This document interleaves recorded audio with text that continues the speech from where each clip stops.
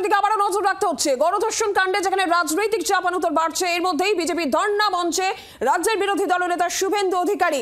দুর্গাপুরের শুভেন্দু অধিকারী বিজেপি ধর্ণা মঞ্চে এবং সেখান থেকেই শাসক দল রাজ্য সরকারের বিরুদ্ধে তোপ দেখেছেন। ধৃতরা তৃণমূলের ক্যাডার, বিস্ফোরক দাবি শুভেন্দুর। তোলাবাজ পুলিশ হায় হায়, চোর পুলিশ হায় হায়।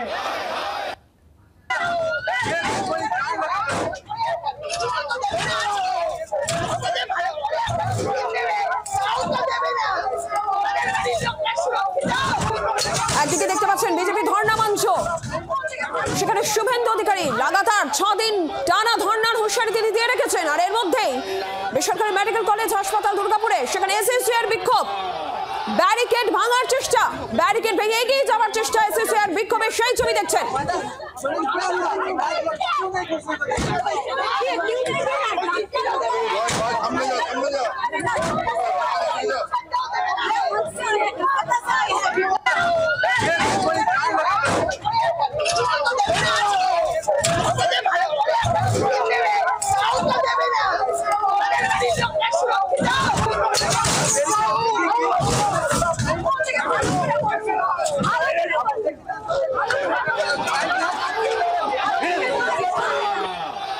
দুর্গাপুরের গণধর্ষণ কাণ্ড নিয়ে রাজনৈতিক চাপানুতর, শাসক বিরোধী তরজা। এর মধ্যে ধর্ণা মঞ্চ থেকে শুভেন্দু অধিকারী টানা 6 দিন ধর্ণার হুঁশিয়ারি, শাসক দলকে আক্রমণ। আর অন্যদিকে এসএসসিআই দুর্গাপুরে বেসরকারি মেডিকেল কলেজ, সেখানে এসএসসিআই তাদের বিক্ষোভ, ব্যারিকেড ভেঙে এগিয়ে যাওয়ার চেষ্টা, যে ছবি দেখছেন।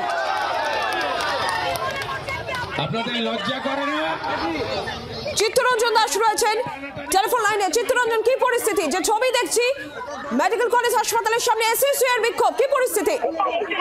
দেখো, যেটা হচ্ছে voice of Abhaya, voice of women, তাদের বিক্ষোভ। এই বিক্ষোভের মধ্যে এসএসসিআর বেশ কিছু সদস্য আছে, যেটা এই একটু আগে থেকে আমরা দেখতে পাচ্ছি। সকাল থেকে এরা ব্যারিকেড করেছিল হাসপাতাল কর্তৃপক্ষ, যে কাউকে ঢুকতে দেবে না। তাদের বক্তব্য ছিল যারা আসবে আই কার্ড দেখিয়ে আসবে এবং রুগী হলে রুগীর সঙ্গে একজন ঢুকতে পারবে, এবং হাসপাতালের স্টাফ হয়ে থাকে তারাও কিন্তু আই কার্ড দেখে ঢুকবে। এবং প্রায় voice of Abhaya, voice of women, তাদের যে সদস্য তারা আছে, তারা 4 জন সদস্য ঢুকতে চায়, যে তারা প্রিন্সিপালের সঙ্গে কথা বলবে।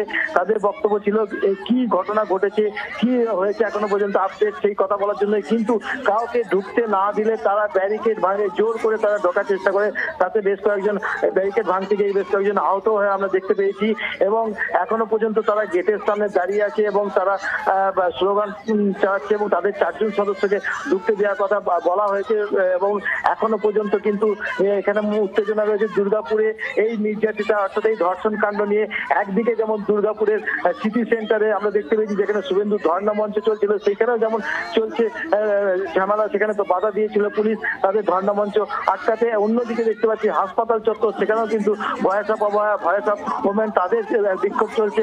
অর্থাৎ এই ঘটনা নিয়ে, ধর্ষণ কাণ্ড নিয়ে কিন্তু দুর্গাপুরে এখনো পর্যন্ত উত্তেজনা রয়েছে। এবং অন্যদিকে দেখতে পেয়েছি আজকে একজনকে পুলিশ গ্রেফতার করেছে, যেটা শেখ নাসির উদ্দিন নাম, বিজনা গ্রামেরই বাসিন্দা। তাকে আজকে দুর্গাপুর মহকুমা আদালতে তোলা হবে এবং পুলিশ তাকে 10 দিনের রিমান্ড নেবে। গতকাল পুলিশ যে 3 জনকে ধরেছিল তাদেরকেও কিন্তু পুলিশ রিমান্ডে নিয়েছে 10 দিনের। কি ঘটনা ঘটেছিল আর কি আছে সবকিছু তদন্ত করেছে। এর মধ্যে আরো একজন কিন্তু আছে যে এখনো ফেরার আছে, যাকে পুলিশ খুঁজছে।